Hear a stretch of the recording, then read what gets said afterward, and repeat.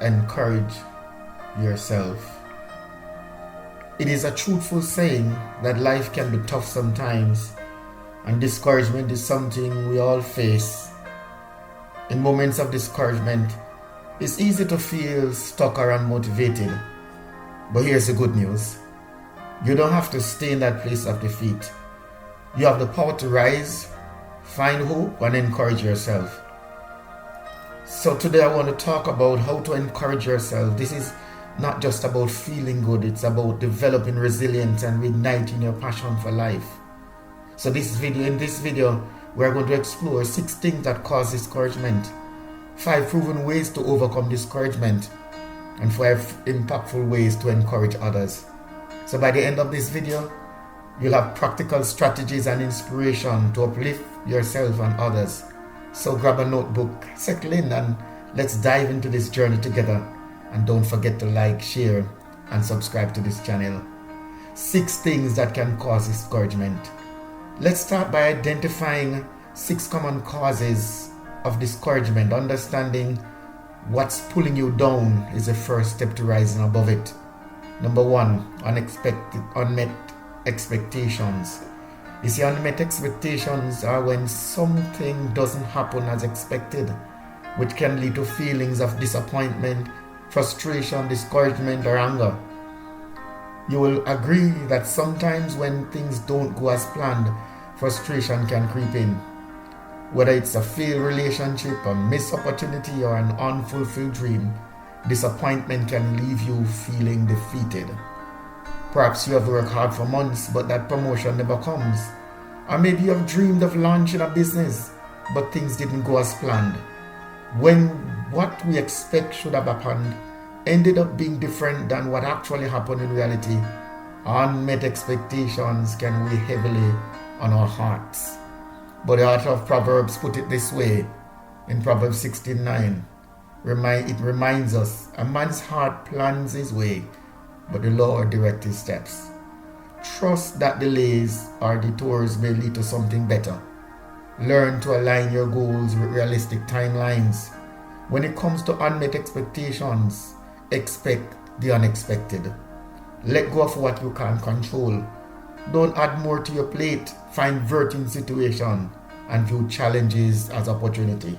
You see, people can sometimes become attached to the expectations that they don't see reality. The higher the expectations, the more significant the disappointment can be when unmet. Interestingly, no matter how much we eat or drink, our appetite will always be empty in the morning.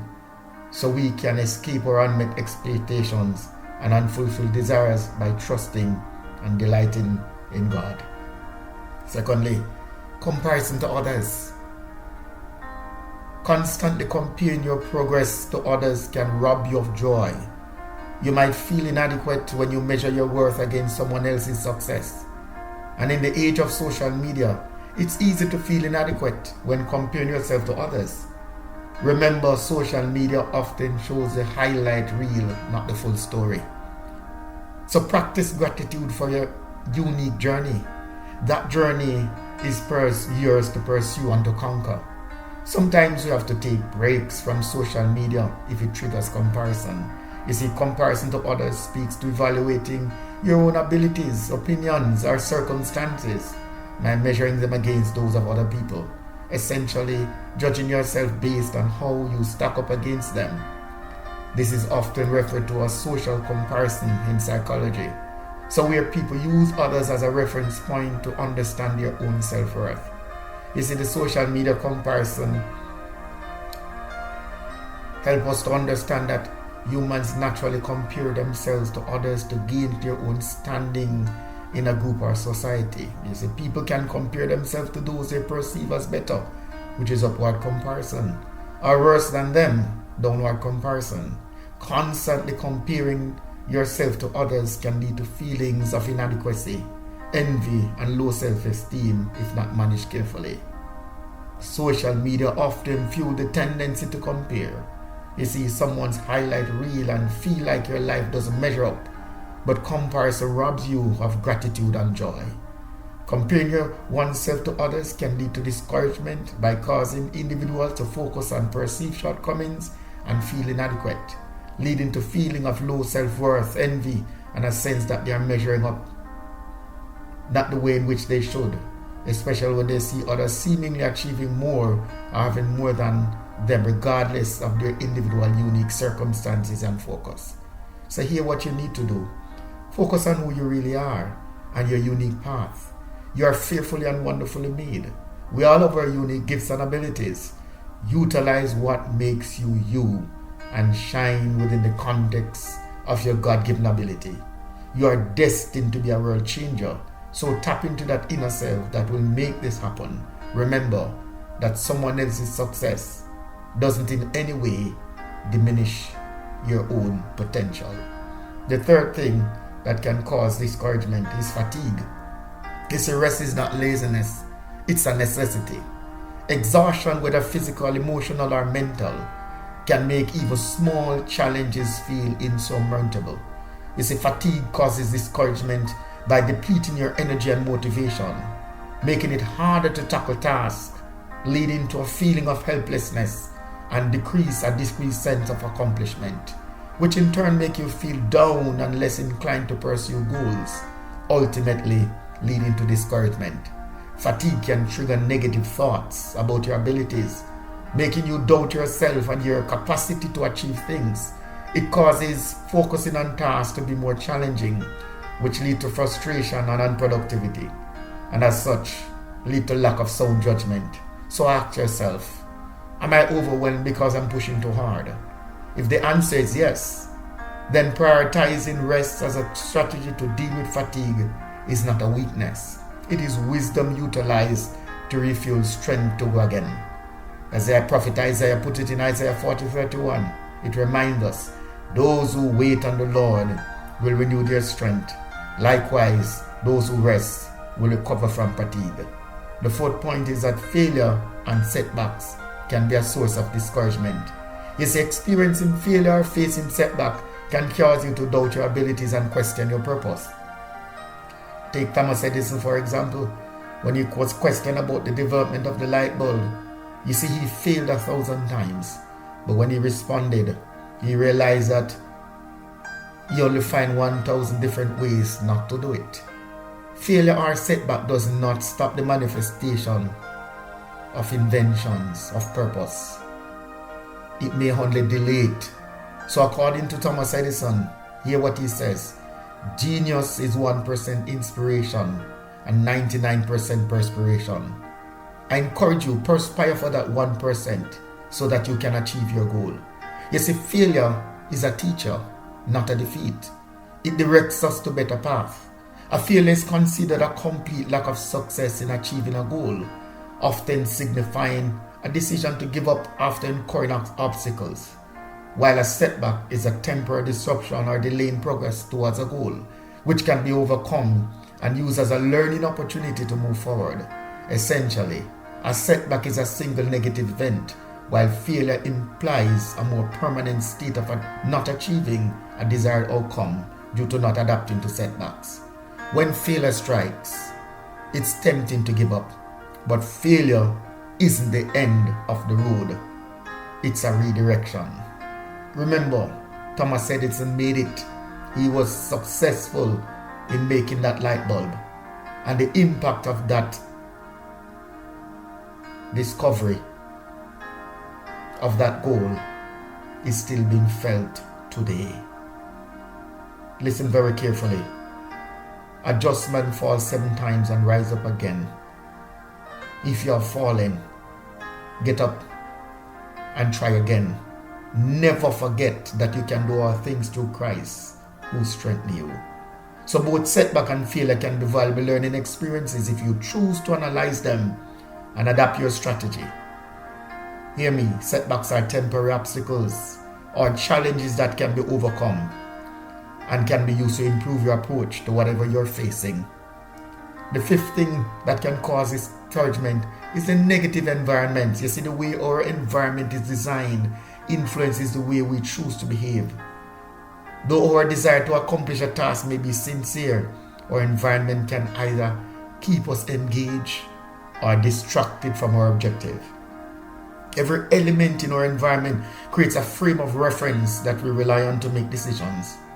Listen, a child raised in a loving and harmonious environment may have a positive outlook and a calm disposition when it comes to life and challenges. You see, the places you live and the people that you move around can shape the types of behavior we engage with, which can lead to changes in personality trait over time. Toxic people or unsupported environments can drain your energy, cause you to become discouraged. So being surrounded by toxic people, negative criticisms, or a lack of mental, emotional, financial support can drain your energy and self-confidence. Recognize when it's time to set boundaries. Set boundaries and prioritize relationships that uplift you. Build a support network of positive, uplifting people. People who want to see you succeed and become the best of you. Don't be deceived. Evil communication corrupt good manners. Likewise, toxic environment and people will disrupt your ability to progress and to achieve. See, if you want to be great, surround yourself with people who promote greatness. The sixth thing that causes discouragement is the fear of the future. You see, fear of failure can cause discouragement by creating a constant sense of anxiety and doubt, leading people to avoid taking risks or pursuing goals, which in turn result in a feeling of stagnation and a lack of progress, ultimately discouraging them from moving forward. So when fearing failure, people often engage in negative self-talk, telling themselves they can't succeed, which undermines their confidence and motivation. To avoid the possibility of failure, individuals may put off tasks or completely avoid situations where they could potentially fail, hindering progress and creating frustration. You see, anxiety about the unknown holds people back. Anxiety about what lies ahead can discourage you from taking steps forward.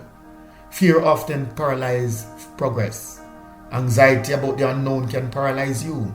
Worrying about tomorrow won't change it or stop it from being tomorrow. What you can do today helps to determine how you face your tomorrow. So don't worry about tomorrow, for tomorrow will worry about itself. So focus on what you can control today.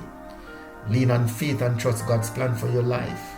With God and with the right perspective, you can take on your tomorrow with boldness and without discouragement. 5 ways to overcome discouragement. Now that we have identified what causes discouragement, let's talk about how to rise above it. Here are 5 practical steps to help you regain your confidence and motivation. And while pursuing this, I want to make a disclaimer. I am not a professional. These are just my thoughts and opinion. Number 1, reframe your thoughts. Reframing your thoughts involves replacing negative thoughts with more helpful ones. This can help you manage stress, handle depression, anxiety, enjoy life more, and improve relationships. You see, we have to replace negative thoughts with positive affirmation. Focus on what you have achieved rather than what you haven't. Remember to remind yourself that failure is a stepping stone, not a dead end. Your thoughts shape your reality. Replace I can't with I can. Because for as a man thinketh in his heart, so is he. So be transformed by the renewing of your mind so that you can prove what is a good, perfect, and acceptable will of God for your life. You see, positive affirmation help us to overcome tough situations.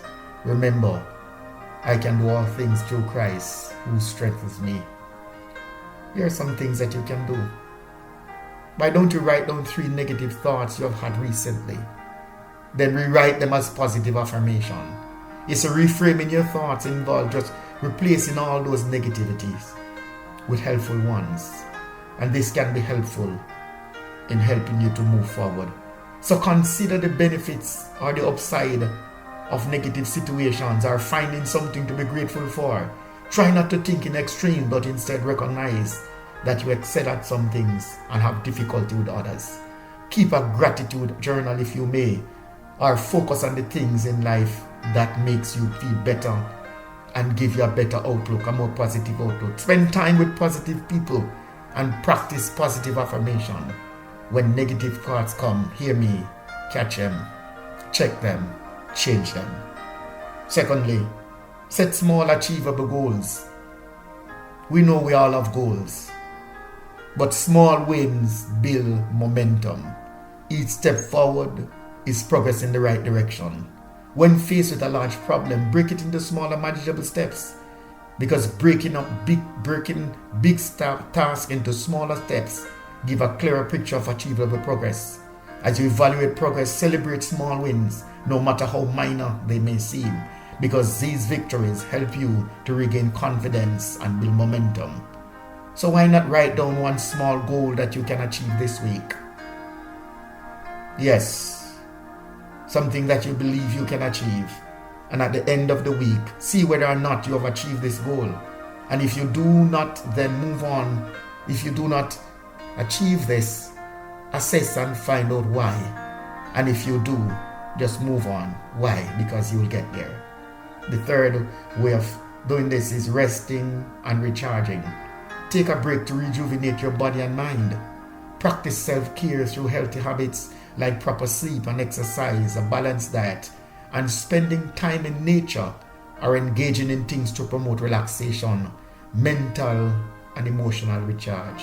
You see, rest isn't a luxury. It's essential for long-term success.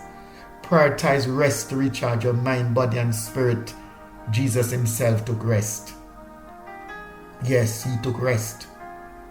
So taking time away is necessary to refocus. Come unto me, all ye that labor and are heavy laden, and I will give you rest. Take my yoke upon you and learn of me, for I am meek and lowly in heart, and you shall find rest for your souls. For my yoke is easy, and my burden are light. The fourth thing you can do is lean on your faith and spiritual values. No, faith is the substance of things hoped for, the evidence of things not seen. Why don't you reflect on scriptures or principles that uplift your spirit? Let scriptures remind you of your identity and purpose. Jeremiah 29:11 says, for I know the plans I have for you, plans to prosper you and not to harm you. According to Psalm 34, verse 17 and 18, it assures us that God is close to the brokenhearted. It says, the righteous cry, and the Lord heareth and deliver them out of all their troubles. The Lord is nigh unto them that are of a broken heart, and save us as be of a contrite spirit. Consciously hear me very carefully. Strengthen your connection with your faith. Spend time in prayer, reading the word, and attending community worship. You will come to realize that you can find strength in prayer, meditation on God's word, and reflection on core values. So pray to the God of your salvation and watch him as he works for you to help you overcome discouragement. Leaning on your faith, one's faith has helped others, and it will help you. Then you must surround yourself with positivity. Whoever you spend time with shape your outlook on life. So seek out friends and mentors and communities that uplift you. Find supported individuals who will uplift and inspire you. Join groups or communities with similar goals to create accountability and encouragement. Avoid toxic environments that fuel negativity. Now, here are 5 ways to encourage others. You see, encouraging yourself is very powerful. But what if you could also uplift others? Here are a few impactful ways to spread encouragement. Now that we have identified what causes discouragement, let us explore how to overcome it. You see, encouragement isn't just for yourself. By uplifting others, you multiply positivity in the world, and you change the life of others too. As you speak words of affirmation to them. You see, a simple heartfelt compliment or I believe in you can uplift someone's spirit. Make it personal and specific to their situation. You see, words have the power to build up or tear down. Use them wisely. Proverbs 16:24 says, gracious words are a honeycomb, sweet to the soul and healing to the bones. So instead of saying you are a failure, say this to someone. You are just facing a temporary setback right now. You will nail it the next time because you are destined to be great. You are an overcomer. You see, words can change one's perspective about life. So use them to help someone to move from discouragement to a place of pursuing your goals and achieving success. Be present and listen. You see, sometimes the best way to encourage someone is to simply be there for them. Sometimes people don't need an advice, they just need someone else to listen to them. So while listening, let them share their struggles without judgment or interruption. Just be present and listen. To be present and listen means to fully focus your attention on the person speaking, actively engaging with their words and non-verbal cues without distractions or thoughts about anything else. Essentially being completely present in the moment and truly taking in what they are saying. So when people know that they have your undivided attention, it makes a world of a difference to them. Why? Often people don't need solutions. They just need someone to listen. They just need someone to be there to hear them out. So be an active listener. Maintain your eye contact. Avoid interruptions and show empathy. Simply asking questions sometimes like, how can I support you? You see, these questions send a strong signal to let people know you care. So being present and listening is saying, I will never leave you nor forsake you in your time of trouble. You see, we who are strong ought to bear the infirmity of the weak and not to please ourselves. And know that we must be present and listen to help someone out of their discouragement. The third thing that we can do is offer practical help. You see, if you see someone overwhelmed, step in with assistance, whether it's helping with a task or providing resources. You see, small acts of kindness go a long way. Actions speak louder than words. Helping with tasks or offering resources can be a powerful way to encourage. You see, we can do unto others as would have done they would want them to do unto us. Identify tangible ways to assist, such as offering resources, running errands. You see, faith without works is dead. Offer your help. Then you can share your testimony. Share your experience. You see, sometimes you'll have to share with others your own story to encourage their hearts. This will allow them to know that the very experience that they're having is not unique to them. Your story can inspire them to keep going and remind them they are not alone. Your testimony of overcoming challenges can inspire someone else. So don't be afraid to share your journey. Be vulnerable about your own struggles and how you overcame them. Why? Because this may inspire someone else to persevere, knowing that there's light and victory at the end of the tunnel. And the fifth thing that you can do is pray for them and with them.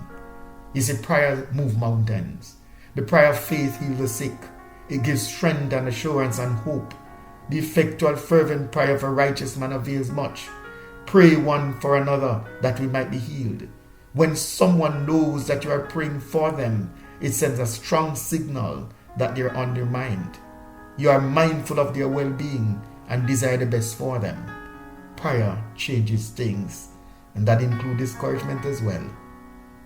So I join with the psalmist and says, as the hart panted after the water brooks, so panted my soul after thee, O God.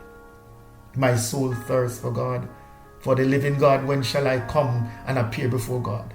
My tears have been my meat day and night, while they continually say unto me, where is thy God? When I remember these things, I pour out my soul in me. For I have gone with the multitude, I went with them to the house of God, with the voice of joy and praise, with a multitude that kept holy day. Why art thou cast down, O my soul, and why art thou disquieted within me? Hope thou in God, for I shall yet praise him for the help of his countenance. O my God, my soul is cast down within me. Therefore will I remember thee from the land of Jordan, and of Hermonites from the hill Mizar. Deep calleth unto the deep at the noise of thy water spout. All thy waves and thy billows are gone over me. Yet the Lord will command his loving kindness in the daytime, and in the night his song shall be with me, and my prayer unto God, the God of my life. I will say unto God, my rock, why hast thou forgotten me? Why go I mourning because of the oppression of the enemy? As with a sword in my bones, mine enemies reproach me, while they say daily unto me, where is thy God? Why art thou cast down, O my soul? And why art thou disquieted within me? Hope thou in God, for I shall yet praise him, who is the health of my countenance, my God. Hear me Discouragement is inevitable, but it doesn't have to define you. By understanding its causes, taking proactive steps to overcome it, and lifting others along the way, you can rise above any challenge. Take a moment today to encourage yourself and someone else. You never know whose life you will impact with a kind word or gesture. In this video, I talk about 6 causes of discouragement, 5 ways to overcome it, and 5 ways to encourage others. Let me remind you, discouragement is temporary. So may I ask you these questions, my viewers? What is that one thing causing you discouragement right now? What steps will you take this week to overcome it? And who can you encourage today? So if you find this video helpful, share it with someone who might need encouragement. And don't forget to comment, like, share, and subscribe to this channel for more motivational content like these. Stay encouraged, and remember, you are stronger than you think. See you in the next video. Shalom.